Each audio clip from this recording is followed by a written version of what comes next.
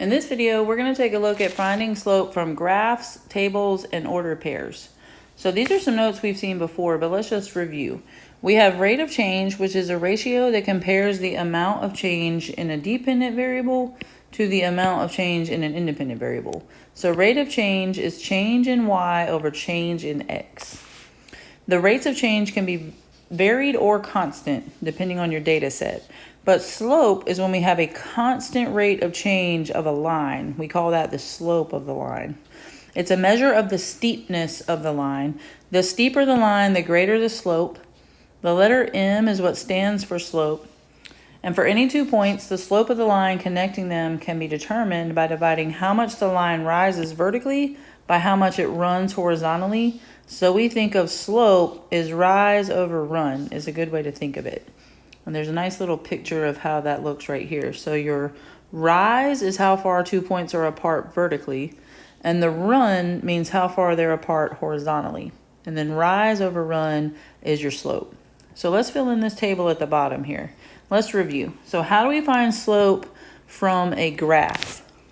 So that is what we were just looking at. So the slope on a graph is rise over run. Let's just write that there.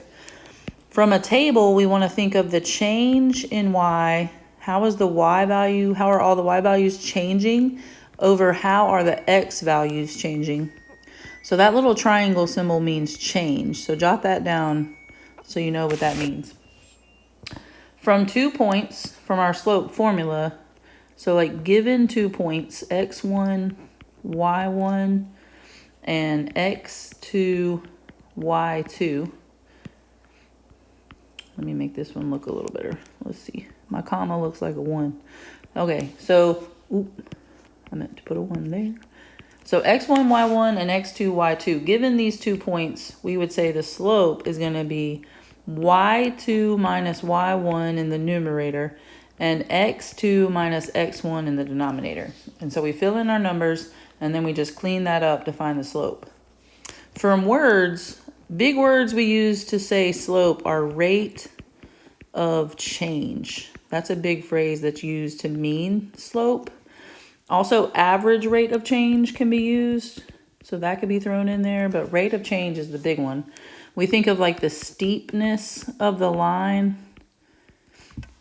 We think of how much does it increase by or decrease by? Does the data increase? Like how fast is it going up or down? So let's just add some of those. But rate of change, I would say, is like the big one they use a lot. Okay, so on the next page, let's sketch out what does positive, negative, zero, and undefined slope look like. So positive looks like a graph where if this was your bank account, you'd be happy. You are making money. It is rising from left to right. Negative is where your bank account would be losing money. You would not be happy. Your money is not going well with its investing, and it's falling from left to right. So that is negative. A zero slope is just flat. It's not rising or falling. It just looks horizontal.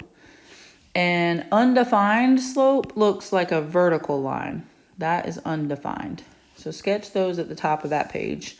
Then let's pick out just a few of each type, and then the rest we can work on in class. So first, let's look at 2 different graphs and pick out the slope from the graph. So example 1 looks like we have this dot right here that's nicely defined and this one right here. And we want to know what's the slope of this line that connects those 2 points. So I see that to get from one dot to the other, I've got to go down 1, 2, 3, 4. And I usually just think of that as left to right. So if I'm going down 4, then I've got to go right 1, 2, 3, 4, 5 units to the right. So I had to go down 4, right 5. And so my slope, let's write rise over run. But rise does not mean you're always going up. It really means like up or down. So that's going to be negative 4 in this case over 5. So this is a negative slope. Let's write that there. Okay, so that's good for that one. Let's look at the next one. This one has these nice 2 dots already labeled right here. So it's always good to pick out 2 good points that you can definitely see are on like a grid of your graph intersection. So I'm going to rise 1, 2, 3 units. So I went up 3. That was my rise. Then I'm going to run 1, 2, 3, 4. So we rise 3 and we run 4. So the slope is rise over run. And in this case, we went up and to the right. So think of those are two positive moves. So that would be a positive slope, and the graph looks positive, so all that goes well together. Okay, so that's two different graphs. Let's look at two that we have to use our slope formula for. So on A right here, I'm going to label my first point is x1, y1, and my second point is x2, y2. Then let's write down the slope formula. So our slope formula is m equals y2 minus y1 over x2 minus x1. It's good to write your formulas down until you've got them down pat, memorized. So I'm going to fill in my formula. I've got y2 minus y1 is going to be 1 minus 5 in the numerator. And then in the denominator, I've got x2 minus x1 is going to be 2 minus 0. So then just clean that up. So 1 minus 5 is negative 4, and 2 minus 0 is 2. But then I can simplify because negative 4 divides evenly by 2. That would just give me negative 2. So I'm going to put it together. M equals negative 2 is my slope.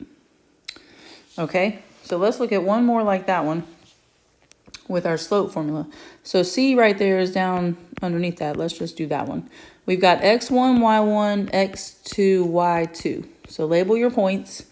Let's write out the formula. So m equals y2 minus y1 over x2 minus x1. And then let's fill them in. So we've got y2 minus y1 will be negative 3 minus negative 2. And we'll clean that up in just a second. And then we have x2 minus x1 is negative 6 minus 12. Okay, so we make sure we fill everything in just right, and then we just want to clean all that up.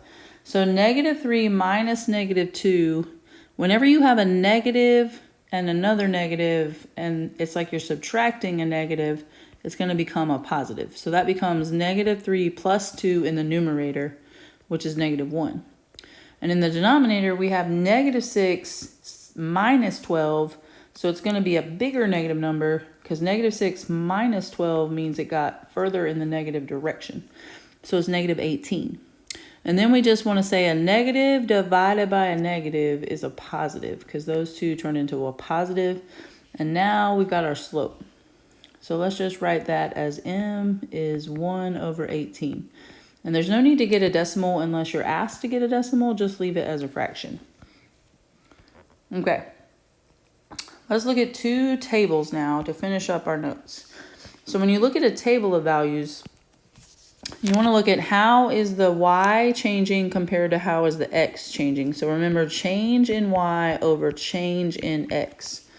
So first I'm going to look at negative 5 to negative 3 to negative 1 and think what is happening for me to go between those numbers. So from negative 5 to negative 3, I would have to add 2. And then from negative 3 to negative 1, I got to add 2. So it looks like my change in y is positive 2. And then to look at the x's, we're going to go from negative 1 to 0 to 1. So you want to think what is happening to get me between negative 1 to 0 and also from 0 to go to 1. So it looks like in this case I've got to add 1 each time. So that's the change in x is just 1. And so then when we put that together, we just have the slope is 2 over 1, which is just 2. So that is how you look at a table of values. So let's look at another table right here. So let's write m equals change in y over change in x. So we want to look at how is 4 going to 3 and then also going to go to 2. What's happening? So 4 is getting smaller to get to 3 and also smaller again to get down to 2. So it looks like this is subtracting 1. And that would work for our change in y this time. So put that in the numerator. And then in the denominator, we go from -6 to -3 to 0. So this one's getting bigger. So we got to add 3 to go from -6 to -3. Then we got to add 3 again to go from -3 to 0. So our change in x was +3. And then we can just leave it as -1/3. There's no need to get a decimal, like I say, unless they ask you to. Just leave it as a fraction. Okay, so those are a few examples of each type. We found slope from a table, we found slope given 2 points, and we found slope from a graph. So that's good to get us started.